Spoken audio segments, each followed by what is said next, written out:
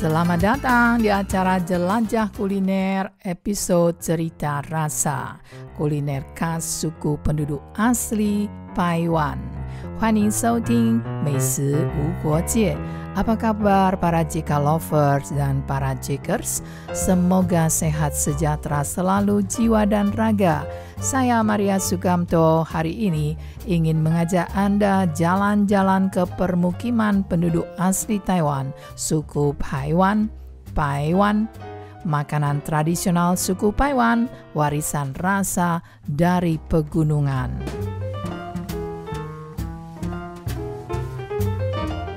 Di balik pegunungan Taiwan bagian selatan, suku Paiwan mewarisi tradisi kuliner yang bukan hanya soal rasa, tapi juga identitas dan spiritualitas. Hari ini kita akan mencicipi jejak leluhur lewat bahan-bahan lokal, upacara adat, hingga makanan sakral bernama Cinawu. Dalam bahasa Inggris millet, dalam bahasa Indonesia juawut, dalam bahasa Mandarin xiaomi adalah raja ladang bagi masyarakat suku Paiwan. Juawut bukan sekadar makanan pokok bagi masyarakat Paiwan. Millet atau juawut adalah penghubung spiritual dengan leluhur dan inti dari kehidupan berkelompok serta budaya desa. Dalam berbagai upacara penting seperti perayaan panen, ritual keluarga, dan pesta adat lainnya, juawut atau millet selalu hadir. Karena daya tahannya tinggi dan bisa tumbuh di berbagai lingkungan, juawut juga dianggap sebagai solusi masa depan menghadapi krisis pangan.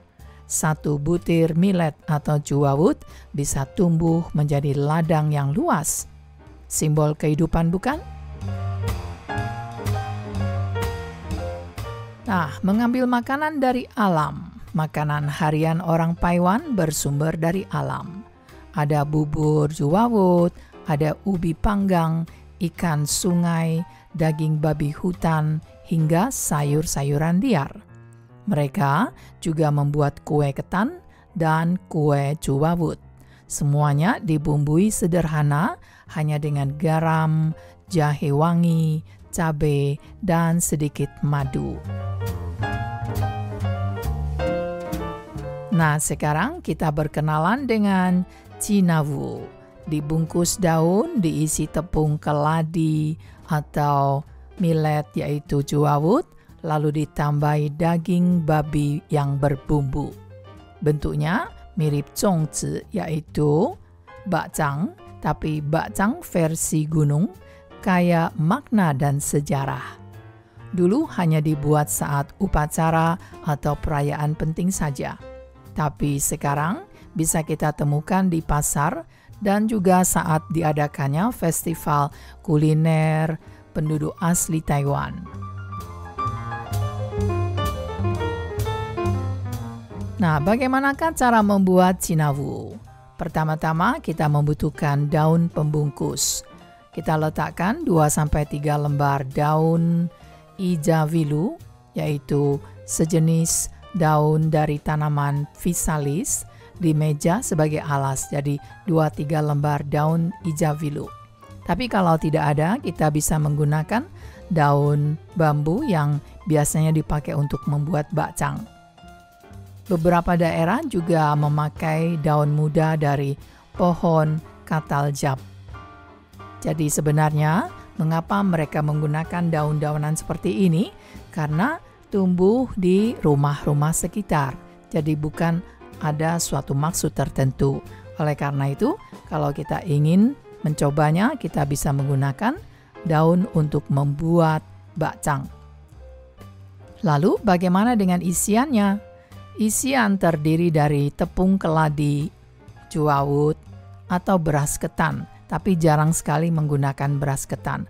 Tapi sekarang yang saya makan sudah ada ketannya. Mengapa? Karena untuk merekatkan agar lebih legit dan kenyal ketika kita makan. Sebab kalau tidak, Kalau sampai menggunakan juawut yang tidak kenyal atau yang tidak lengket-lengket, karena juawut ada 2 macam, ada yang tidak lengket, ada yang lengket. Jadi kalau kita kebetulan membeli yang sifatnya tidak lengket, maka kita pakai saja ditambah dengan beras ketan. Lalu bagian tengah kita isi dengan daging babi, bisa babi hutan atau babi peliharaan yang sudah dibumbui. Jadi kalau ada yang tabu dengan daging babi, kita bisa menggunakan daging lain.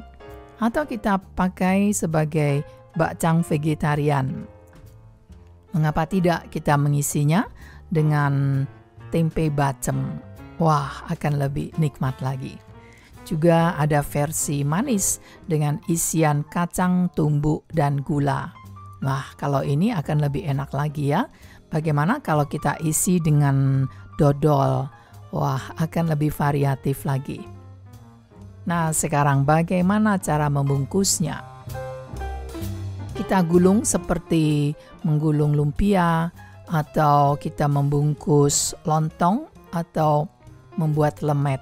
Jadi kita bungkus dengan daun pelindung luar, dan kita ikat.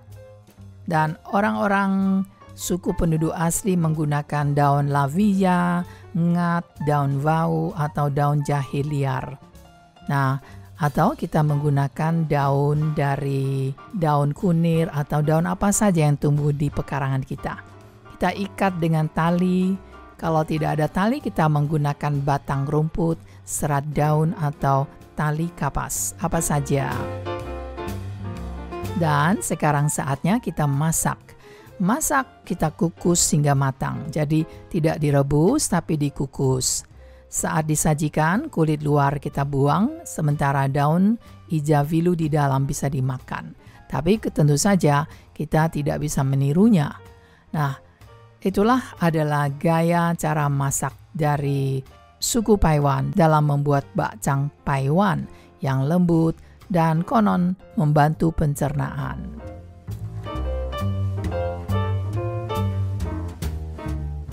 Ada sebuah tradisi kolektif para ibu-ibu suku Paiwan. Ini menarik sekali karena Cinawu, yaitu bakcang Paiwan Cinawu, dibuat bersama oleh ibu-ibu dan nenek-nenek.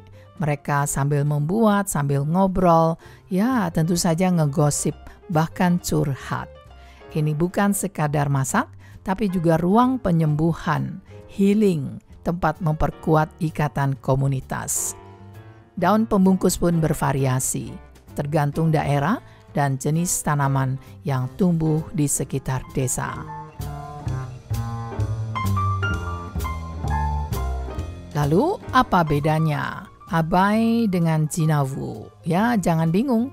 Banyak orang bertanya, Cinawu dan Abai, apakah sama? Dan kalau tidak sama, apa bedanya?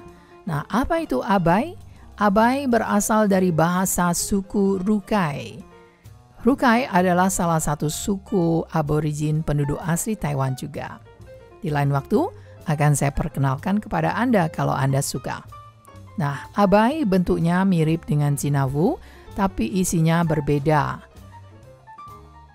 Kalau diisi tepung halus seperti tepung millet atau tepung ketan, itu adalah Abai karena bisa kenyal seperti mochi.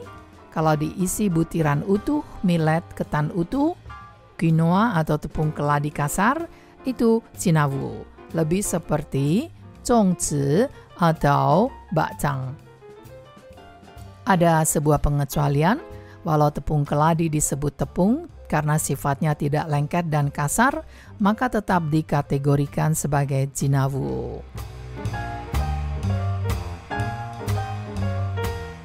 Terima kasih teman-teman sudah bersama-sama saya mengikuti perjalanan rasa hari ini. Kalau penasaran mau coba Cinawu, cari saja di pasar tradisional atau membuatnya sendiri. Saya Maria Sukamto, sampai jumpa.